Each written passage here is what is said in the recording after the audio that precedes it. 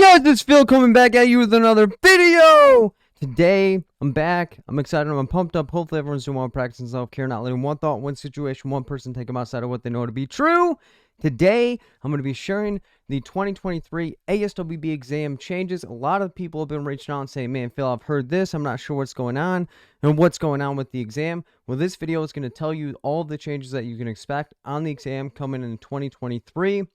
And kind of foreshadowing, the changes aren't as significant as some people would think. And I know that's going to be kind of unpopular for a lot of people, but sit back, relax, and I'll get into those. And at this moment, I'm not going to show the people that have winning the exam, kicked it directly in the chest to get the job done, because I have not had a lot of time in between my videos. But just to update people, 757 people in the Fill in the Gaps community went into the exam, kicked it directly in the chest, and got the job done in 2022 so far. And if you've passed your exam, we're all rapping and rock with me as well. You can send me an email at berda24@gmail.com, as well as if you want to rep and rock with me in the study groups that I have. Study groups that are the easiest way to be able to rep and rock with me, because my individual tutoring calendar tends to be a little bit hairy.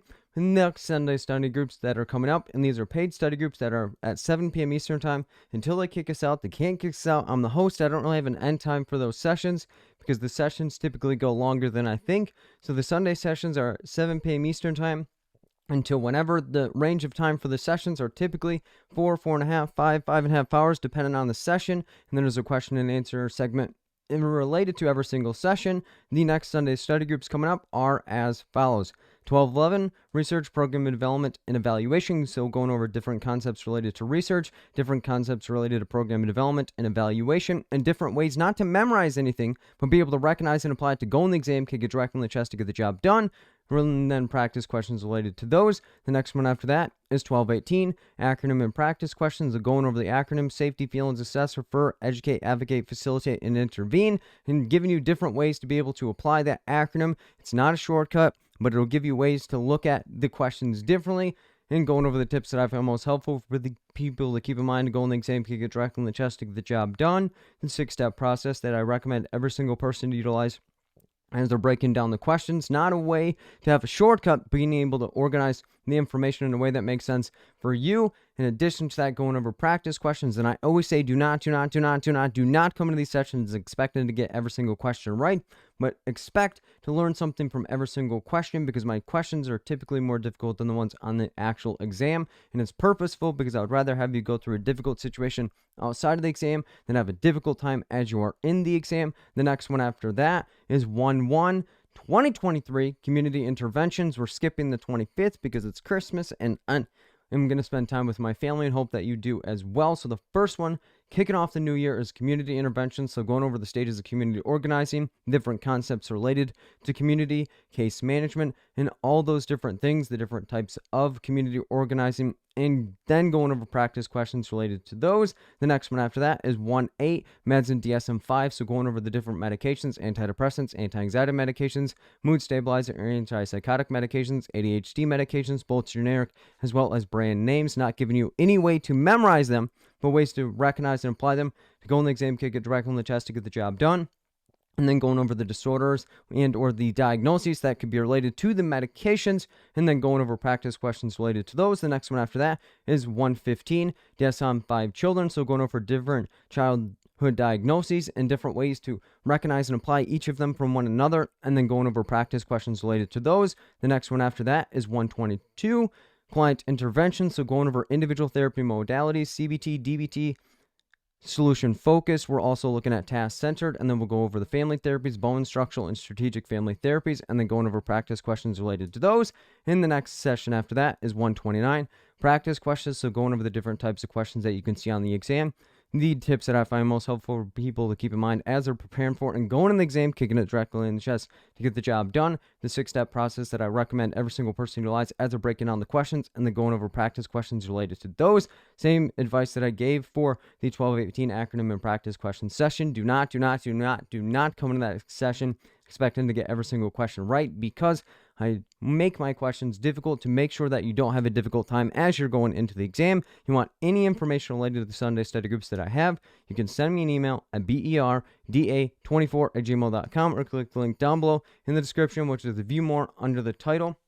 And if you're not able to attend the session live or not able to attend the session at all, as long as you register, it'll add your name to the email list to receive the recording as well as the materials after the session. So that way, if you have a busy schedule, you are not able to stay for the entire time, you're still able to benefit from the sessions as well as I still offer individual tutoring. So if you want to rep and rock with me directly, you can send me an email at berda24@gmail.com or click the link down below in the description, which is the view more under the title, as well as the next one-day course, which is the most successful thing that I've ever done because it, one, gives you the most amount of time with me, two, the most amount of information that I could possibly give, as well as you'll see the most difficult questions that you've ever seen as you're preparing for the exam. So that way, you're going to be as prepared as you possibly can. The next one-day course is going to be on 1/7, Saturday, 1/7/2023, from 11 a.m. Eastern Time until they kick us out. They can't kick us out. I'm going to host, and that session is typically 12 hours, 13 hours, sometimes 14 hours long. So the end time varies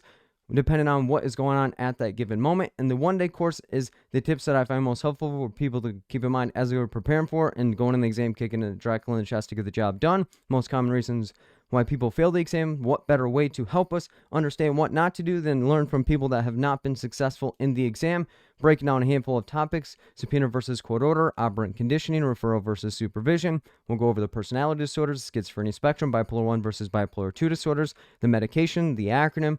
We'll be going over the 6-step process that I recommend every person to keep in mind as they're preparing for and going in the exam, kicking it directly in the chest to get the job done. And then we will go over practice questions. And if you want any information related to the one-day course, you can send me an email at berda24@gmail.com or click the link down below in the description. And if you're not able to attend the session live, or if your exam is prior to the 1/7, it's 100% possible to get a previously recorded version of the one-day course. You can do so by sending me an email at berda24@gmail.com, as well as, for those that do not know, Audible's continuing to partner with me on my YouTube videos and my podcast. If you want to support me as well as support them, go to my Audible affiliate link at www.audibletrial.com/fill-in-the-gaps. Sign up for the 30-day free trial. Get yourself a free book. It's an easiest way to support me, and it costs you absolutely nothing. And for those that are curious, Audible's an easy way to get information on the go. So if you're busy just like me, you still want to become the best possible version of yourself, it's 100% possible to be able to do so. Or if you're an auditory learner just like me, Audible is an easy way to get information on the go. So if you want to rep and rock with me and support me as well as support them, go to my Audible affiliate link at www.audibletrial.com/fill-in-the-gaps. Sign up for the 30-day free trial or click the link down below in the description if you don't want to type that out. And if you're wanting to get a free book, there are a couple of books that I would recommend: The Alchemist, UOU, Archer, as well as Traumatized. Each of these books are going to have different lessons that can help you progress, not just professionally, but personally, become the best possible version of yourself. As well as, if you haven't already, hit the like button down below. Helps other amazing social workers just like you find my videos as well. And leave a comment down below if you're excited, prepared for holidays, the exam, or anything at any capacity, because I don't know about anyone else, but I read every single comment, and it helps me when I'm not feeling as good or anything at that given moment. And you want to have a community, that's the way that we can create one. As well as, if you haven't already, hit the subscribe button down below, hit the bell notification next to it, because it'll send you an email every single time that I upload a video similar to this. As well as, if you haven't already, check out my podcast down below, and I will try my absolute best to give you guys as much information as I can. But let's segue now into the changes on the exam and articulate what those things are actually going to look like, and then I'll give you some thoughts on what I think about some of the changes. So the exam changes, and this was an email that I was sent by somebody that is getting ready to take the exam, so that's why this looks like this. So somebody that is getting ready to take the exam was sent an email that says there is going to be a combination of 3 and or 4 option multiple choice questions, and to allow for individuals to reduce the time pressure and to ensure focus on the knowledge. And they're going to gradually include more 3 option questions going forward, and it's the goal by the entire exam to transition by 2025 likely to 3 option questions. So that's what it's saying, is by the goal by the end of 2025 that there are going to be 3 question options for the totality of the rest of the exam. But slowly it's going to be trickling over. So you're going to have a mixture of 4 questions as well as 3 questions going forward. And this is effective January 1st, 2023. So there are going to be 3 options as well as 4 option answer choices on the exam moving forward. In addition to that, you're not going to be required to put your electronics in a cell phone bag, and you'll be required to shut them down and just simply put them in your locker. So it's not going to be as detrimental for you to not have access to your cell phone if you actually need it in a dire emergency. But in addition to that, a huge change is that you'll be permitted to bring a snack to the testing center. You don't need an accommodation. You can just bring a snack to the testing center, store it in your locker, and consume it in the waiting room. Before, people were told, man, you could get a snack, you can eat it, but if you didn't have an accommodation or a doctor's note, you were unable to consume any food or anything during the test. So that is going to be a huge change. But something you want to keep in mind as you have this snack is your time is going to be still ticking inside of the exam. So in choosing a snack and consuming it, be considerate of other people in the waiting room and avoid creating a disturbance. So they're not going to have a big old bag of Doritos like boom and exploding it, but bring a snack that if you want to eat during the exam period, that is going to be helpful for you and that it's going to be not just dragging you down and you're ready to take a nap during the test. In addition to that, if leading to the snack leads to a disturbance, distraction, or mess, then the staff may ask you to return the snack to the locker or discard it. So this must be done in the waiting room. You're not able to bring a spread of food or anything inside of the exam, but this is another change. So the 3 changes in a nutshell, there are going to be 3 option choices as well as 4 option choices on the exam moving forward. And it sounds like the exam is gradually going to have only 3 options going forward by 2025. Second one is your cell phone no longer to be put into electronics bag. It can just be put into your locker and turned off, as well as you're able to now have food and a snack in the waiting room, not during the exam, in the waiting room to consume during your exam testing period. And you don't need an accommodation letter. And these are going to be the testing appointments scheduled before January 23. You're going to have the existing procedure. So if your exam is not before January 1st, don't think that you can have a snack without a doctor's note, and your exam is still going to have 4 option choices. So again, this is for only exams after January 1st, 2023. And this was something that was kind of put into the examination guidebook, but it was put into page 30, and people were like, man, is this real? Is this not real? But the ASWB is now coming out and telling us that this is going to be an actual thing. So again, in January 2023, test takers will begin seeing a mix of 3 and 4 option answer choices. Before that time, all exams will include the 4 option choices. So as I stated, if your exam is not after January 1st, 2023, be prepared for the answer choices to have 4 options. So what this is going to look like is that, again, you're going to have 3 options. So this is an example of what we typically see with 4 options. And going forward, you could see something along the lines of this. So a social worker meets with a client in a domestic violence shelter. The client tells the social worker that a decision has been made to return home to an abusive partner. Which should the social worker do first? Remember, first, next, best, most, and should all mean the same thing, but the answer choices are not going to have a D option. Help the client develop a safety plan for the client for counseling services. C, encourage the client to remain in the shelter. So if we're breaking this down, DV shelter, the client makes the decision to return home, abusive partner, what should we do? So in that particular situation, we're not just going to be like, all right, you need counseling, and you know what? You should remain in the shelter. Everybody has the right to self-determination with and for their situation. So this is what the exam is going to look like, but you're also going to have a mixture of 4 answer choices as well. So don't let that deter you and distract you away from it, because I have a lot of thoughts as it relates to these different changes on the exam. And if you look back at the email, it has a link that says, here are some changes, and it's going to have it right on the ASWB websites as well. And this was posted directly today, the time of the recording. So the ASWB continually listens and learns from test-taking feedback and is beginning to implement thoughtful changes to the testing experience while balancing ongoing exam security. So the changes are aimed at reducing stress and smoothing processes on the exam day. So 3-option multiple choice phase is going to be phased in. So exam forms will contain a mix of 3 and 4 option choices beginning in January 2023. The exam will gradually include more 3-option questions moving forward, with the goal of completing the transition of all 3 options, only questions with 3 options moving forward, to be done by 2025. In addition to that, exam questions with fewer options will offer test takers a better experience by reducing time pressure and ensuring a focus on test takers' social work knowledge. So this change follows psychometric expertise that confirms the validity of 3-option multiple choice questions. And as we discussed before, there's going to be access to food that is permitted. So test takers will be permitted to receive a snack from their locker and consume it in the waiting room during the examination process. So security risks are minimal because the locker area is monitored by the testing staff and is under camera surveillance. So they're not thinking that you're cheating if you're getting into the locker, because that was the big pressure before is, man, the people are cheating if they're getting in the locker. But and again, it's still going to be a stressful process of them patting you down, but you're able to get into the locker without as much hassle. In addition to that, cell phone bags are no longer required, so test takers will no longer be required to see electronics in tamper-proof bag before shutting them down and storing them in the locker. So they're starting to trust the test taker a little bit more than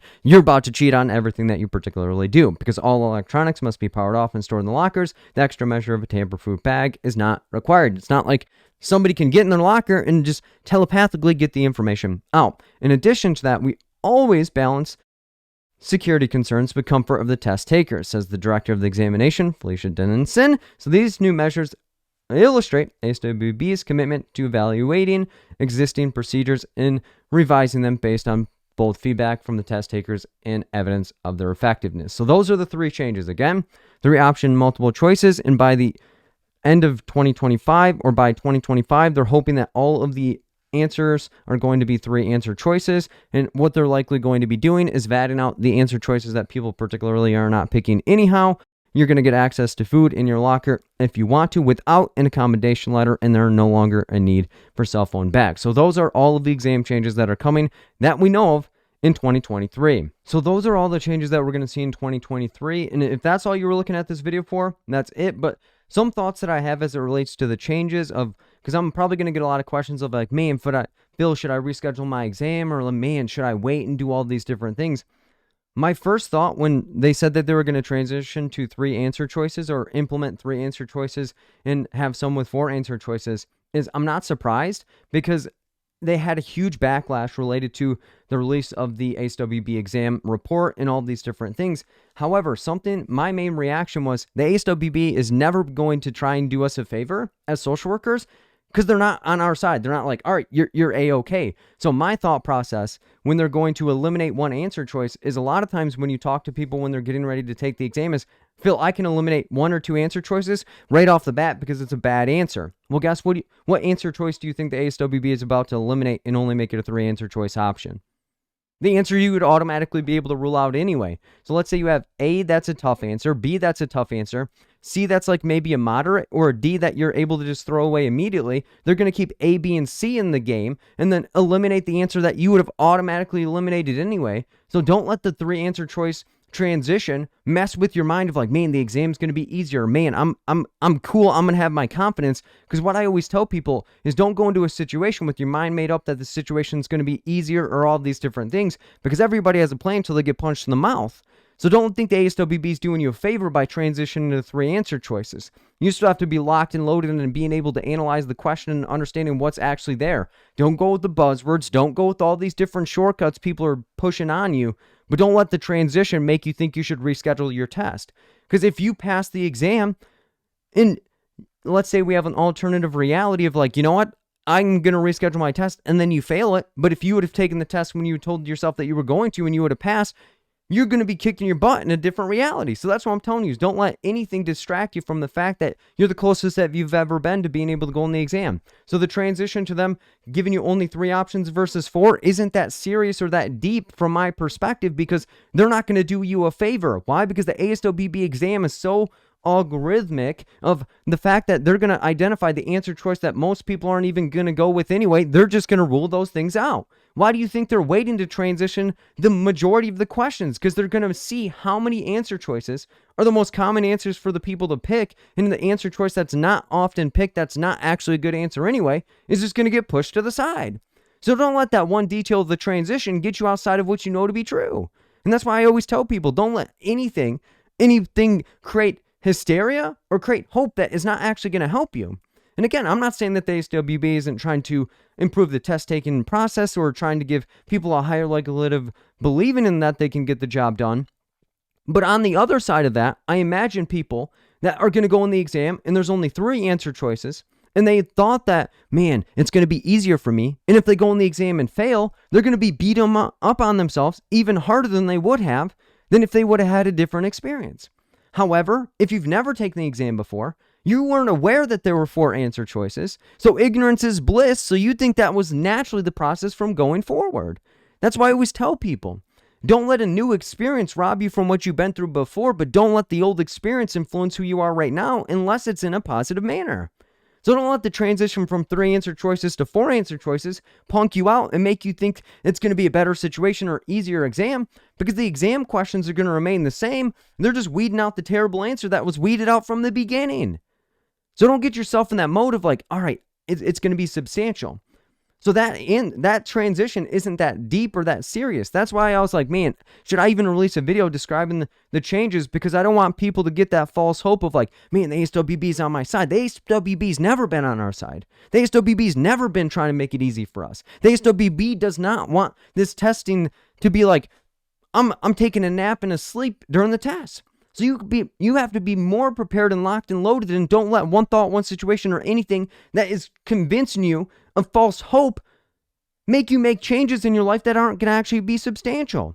Because the majority of people that rap and rock with me, you've heard me say it. Don't let one thought, one situation, or anything take you outside of what you know to be true. So don't let this change in the ASWB exam make you think that if I change my exam day, even though I'm locked and loaded and ready and pumped up and getting the job done, thinking them eliminating an answer choice for me is actually doing me a favor. No, they're not doing us a favor at all. What they're doing is, all right, that report came out, so this is our blanket solution to show everybody that we're listening to what you have to say. But at the end of the day, the exam isn't going to get easier. The exam process isn't a better situation. It's just simply they're weeding the garden and taking out the terrible answer and saying, see, we responded to the report. But at the end of the day, if they really were responding to the report, they're going to be listening to what everyone else is saying beyond just eliminating an answer choice. So that's what I'm telling you, is don't let the changes on these exams distract you from the fact that you can get the job done. I think it's awesome that they're allowing for people to have food now, because a lot of people are like, man, I don't have access to healthcare, or man, I don't have a doctor, or man, all these different accommodations. So I think that's a good thing. But if you're going to bring food to the test, make sure it's something you would normally eat on a given day, because you don't want to do something different on game day, because you don't want to eat something to have a big enough meal to where you're about to take a nap in the exam. I don't need you to take a nap. I need you to be ready to snap in the test. So again, it is an awesome transition that they're making, but don't let anything that somebody else is going to tell you that you should be doing distract you from the fact that you know what's best with and for your situation. So if you're going to bring food in the test, make it sure that it's something that you would normally eat. Why? Because you want to have a big meal and be sleeping, or you don't want to eat something that you normally wouldn't eat, and now you're hyped up, you're jacked up, you just did a ton of sugar, and you're like, and flying around. So you have to prepare as if this accommodation wasn't there before, but if it's something that's going to be helpful for you, start implementing it in your practice, because the way you practice is how you're going to perform. So making sure that the way you do the things when you're practicing questions and all these things, that you don't make any drastic changes the day of the exam.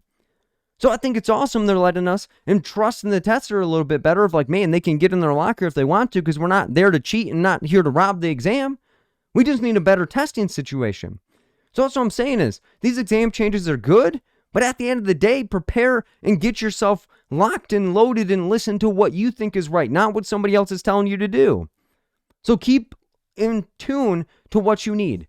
So those are the testing exams things, but like I said, it's not that deep or not that serious. Why? Because them eliminating one answer and transitioning from 3 options to 4 options isn't doing you a favor. They're just going to be picking the answer that's not as likely to be picked anyway. In addition to that, making sure that as you're preparing for the exam, that you're preparing in a way that makes you feel comfortable. Because if you're studying and it's making you feel terrible, it's not going to be a better situation for you. Or if you're doing something and you're beating yourself up, ask yourself, is that helping me become a better person and better social worker, or is that leading me outside of what I know to be true? Because at the end of the day, as you're practicing, the purpose of practice is not to be perfect, it's to make things permanent and to solidify what you know to be true.